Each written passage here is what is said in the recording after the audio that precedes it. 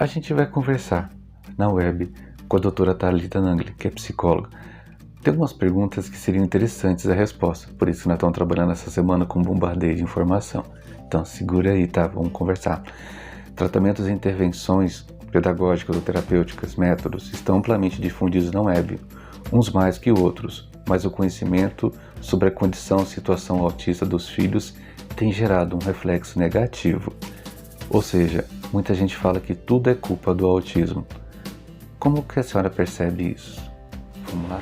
Bom, costumam dizer que tudo que mexe com a nossa vulnerabilidade, né, com as nossas fragilidades e até mesmo com a nossa dificuldade em lidar com a situação, a gente costuma jogar isso para debaixo do tapete e jogar a culpa para um outro lado, né? Então, por exemplo, às vezes é difícil a gente entender ou lidar com um certo comportamento de alguma criança, e aí, como eu falei, é muito mais fácil a gente atribuir esse comportamento ao autismo, porque é mais fácil a gente aceitar que aquele comportamento tenha a ver com o transtorno do espectro autista, mas na verdade a gente sabe que nem todo comportamento vai ser específico do autismo. O que acontece é que o autismo ele tem algumas características, tá, bem marcantes. Então a pessoa que tem autismo vai ter dificuldades na comunicação, vai ter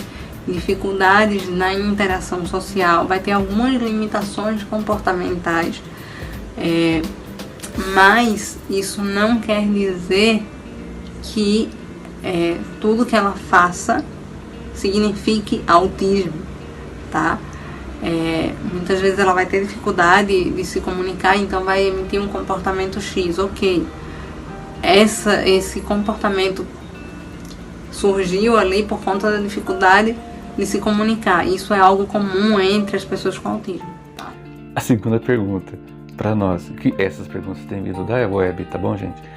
Profissionalmente, você consegue discernir o que é do autismo e o que é de um desenvolvimento natural de uma criança, seja ela atípica ou não?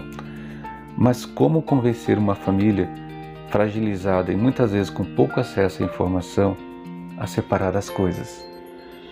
Essa é uma pergunta muito difícil, porque muitos pais têm dificuldade de separar o que é do autismo, o que não é do autismo. E aí vamos à resposta da doutora. Não, né? Então a gente precisa, na verdade, entender que, porque parece, né, que existe essa distinção entre comportamentos de autistas e comportamentos de não autistas. Na verdade, não é assim. Comportamento é comportamento em relação a qualquer pessoa, tá? Mas o que acontece é que pessoas com autismo vão ter alguns comportamentos intensificados ou vão ter dificuldade de gerenciar alguns outros comportamentos, certo? Então vai ser talvez um pouco mais difícil de manejar esse comportamento pela dificuldade muitas vezes de compreensão, às vezes por conta da deficiência intelectual que vem associada e pela dificuldade de compreender regras, enfim. Então a dificuldade em lidar com os comportamentos vão ser potencializadas pelas características do autismo. Mas comportamento é comportamento, não existe comportamento de autista e comportamento de não autista. Tá? Pensando então na escola, ou ambiente escolar, que a escola não é só a sala de aula, tá, gente? Tá. Quais seriam as providências que o educador precisa identificar ou coletar antes de pensar numa forma de ajudar ou interagir, tá? Na intervenção, interagindo com uma criança ou jovem que requer atenção, no mínimo, diferenciada? E aí, doutora, o que você fala pra gente? Sim, é muito importante a gente pensar no ambiente escolar, né? Na escola como um todo, quando a gente fala de pessoas com autismo, sejam crianças ou adolescentes. É muito importante a gente sempre lembrar o quanto é necessário a gente pensar na individualidade, porque assim, o ambiente escolar principalmente é um ambiente coletivo, né? Onde a gente vai encontrar outras pessoas, vai encontrar um grupo ali de estudantes, geralmente numa mesma faixa etária, enfim. Mas a gente tem que estar atento ao que eu falei anteriormente, né? Que cada um tem suas características. Da mesma forma que não existe um autista igual ao outro, não existe uma pessoa igual ao outro. Então, isso não é exclusividade do autismo, tá? De ser único, de ser diferente. Cada pessoa, na verdade, é diferente.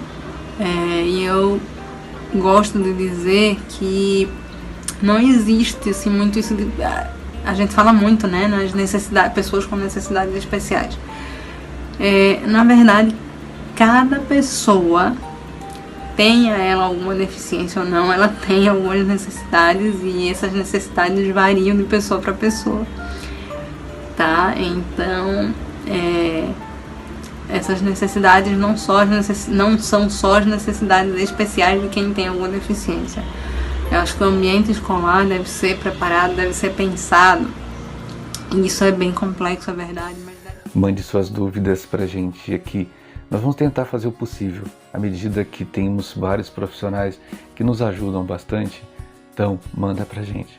Vamos ficar muito felizes de trazer aqui algumas respostas que podem ajudar não só pais, o autista, mas os profissionais que estão na sala de aula. Até a próxima.